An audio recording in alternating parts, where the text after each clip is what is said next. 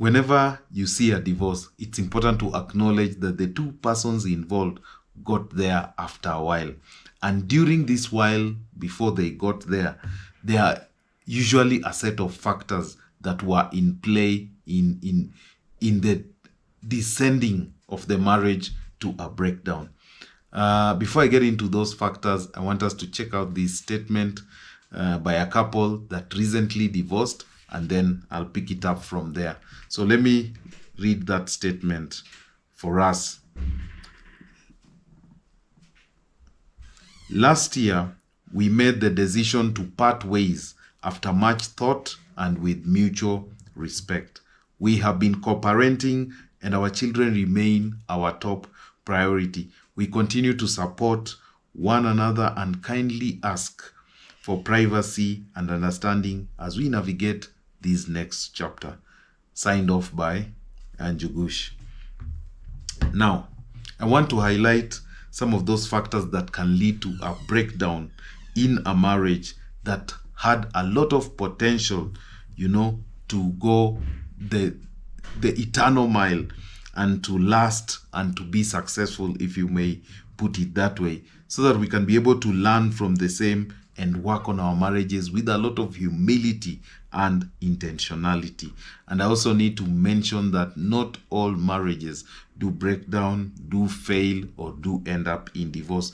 Many of them succeed. Maybe we don't hear so much of those stories. Without further ado, let's jump into my points. Number one, there is lack of understanding of what marriage really is. Marriage is a serious and lifelong undertaking that requires those who desire to be in it, to treat it with the seriousness that it deserves, both before and even after settling down in it. The reason why I say that is because many people don't take the premarital stage very seriously. They underestimate or underrate the value of, dating, because dating is basically gathering data about someone. They also, underrate the value of courtship, and courtship means that now after gathering the data, you are confirming or affirming what you have gathered to be true. And so you are going deeper into who this person really is. And of course, now you bring it to the final stage before marriage, that is premarital counseling, where now a third person comes in, a spiritual leader, and you're able to firm up some of the values, some of the beliefs, some of the things, responsibilities, and all that are gonna be involved. So you find that people don't take marriage seriously before they get into it, and now when they get into it, they also may not take it seriously, and this definitely leads to a breakdown. When there is lack of understanding of what marriage really is, there will be no sacrifice. So there'll be lack of sacrifice, which is an essential ingredient of marriage. There'll be lack of compromise, which is another essential ingredient in marriage. There'll be lack of accountability, because once you join with another person, you become one, and their accountability is demanded. And of course, there is no keeping it real, because in marriage you need to keep it real always. You need to be truthful to each other. You need to keep each other in check, and then definitely you will experience success. Number two, there is also the evolution of the spouses.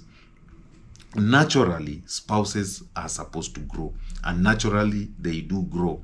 And as they grow, there are things they lose, especially identity.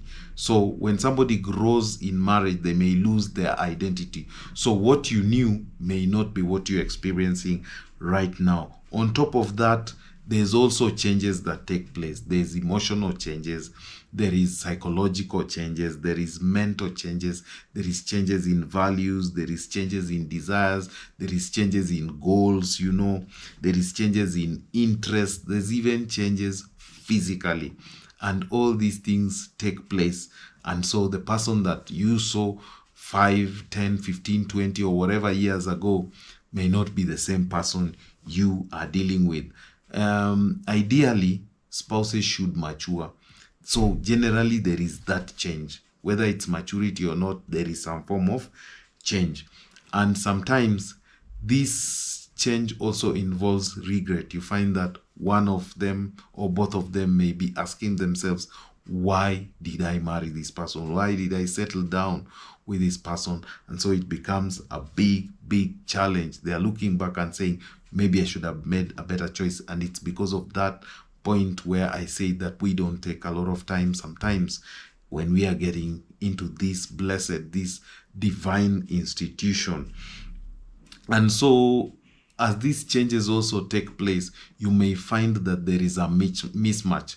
So one is changing at a faster rate than the other, and that now makes one outgrow the other or evolve more than the other, and that also contributes to breaking down a marriage. Number 3, there is lack of experience. Sometimes both or either of the spouses or persons in a marriage or players may have 0 or very low relationship count. And what that means is that they are not able to identify what a healthy relationship is and what an unhealthy relationship is. And that is very important, because when you have experienced 1 or 2 or 3 or a number of relationships, you are able to appreciate that there is that healthy relationship, which is what you desire, and there is an unhealthy relationship. But if what you know is only one relationship, then there may be a challenge there, and it may contribute to a breakdown in marriage. Number 4, there is also financial stress. In fact, statistics, those who have done research about marriage breakdown, they tout finances, or the area of finance, as being one of the leading, if not among the top contributors to marriage breakdown. So again, finances can contribute to bringing down a marriage. Number 5, you can also find that there is little or lack of support for your marriage. Marriages go through phases. There are ups and downs, in other words, and sometimes the downs can bring down the marriage. When that happens, or when the marriage is going down, there is need for support. So you find that sometimes the parents are not supportive, close friends and relatives are not supportive, and so that contributes to a marriage also breaking down. And it reminds me of a case that is very dear to me. I've dealt with a few cases of trying to deal with conflict and breaking down marriages, but there is one that I hold dear, because this particular couple had been apart for I think 7-8 years, and I was brought in at the point where the parents were converging, and they also were in that particular meeting, so that they can come back together, reconcile, and rebuild again. And so I got in there, and of course I did my part, because my part was very simple, share with them some divine nuggets, and again pray for them, and they were able to recommit themselves to each other.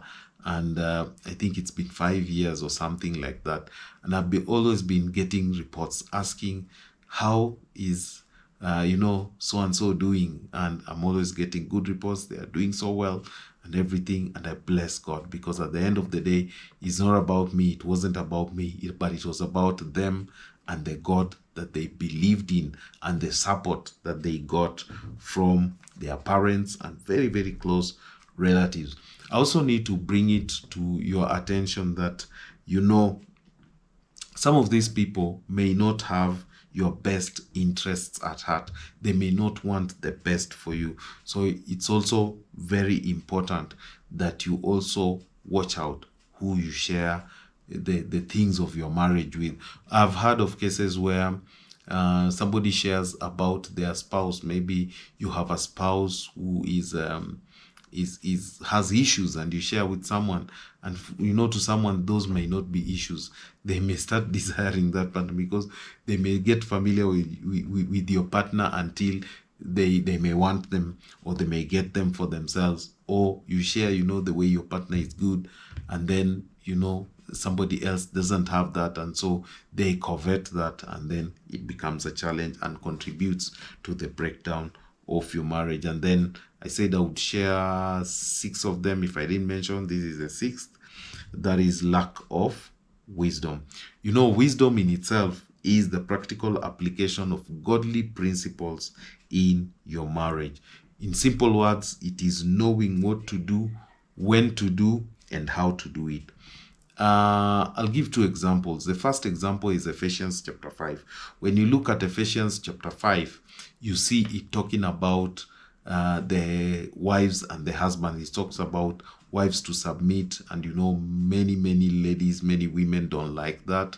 They term it, they look at it as slavery, and that in itself then defeats the idea of them putting that principle in their marriage. It talks about men loving their wives just as Christ loved the church, and that's a very, very high responsibility and calling.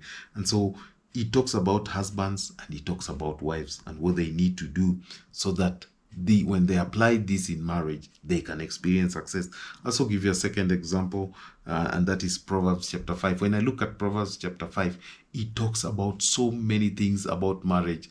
I think the one that comes to mind immediately is you should only drink water from your cistern, stick to the person you have married or something like that. So you can look at Proverbs chapter 5, you will see it highlights so many things about marriage and keeping the sanctity of marriage. Basically, what I'm saying is anchor your marriage on God and with the principles that He has revealed to us to live by, so that we can be able to succeed. So as a couple, we need to be prayerful, we need to be people who are in the Word, and we need to be very bold to apply these things, because the world that we live in right now does not value the things of God, divine things, and therefore you will be working contrary to what the world expects. And if you do that, you will not succeed. The marriages that are succeeding are the ones that are anchored on God, and when you have God, you can only succeed. Let me put it that way. So I thank God that we have had this opportunity to share. Let me just see if there's anything I'm missing in my notes. No.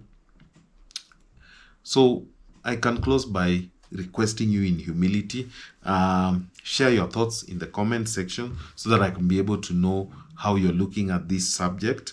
And of course, as you do that, don't forget to share with your married friends or relatives this video so that they can also benefit and see and learn a thing or two about how to work things in their marriage. And of course, you can subscribe. It doesn't take much from you to the channel so that you can be able to to get hold of such type of content whenever I upload. Otherwise, I pray that God blesses you and also your marriage. And if you're looking forward to it, may you take the premarital stage very, very seriously. So God bless you. God keep you. See you in the next one.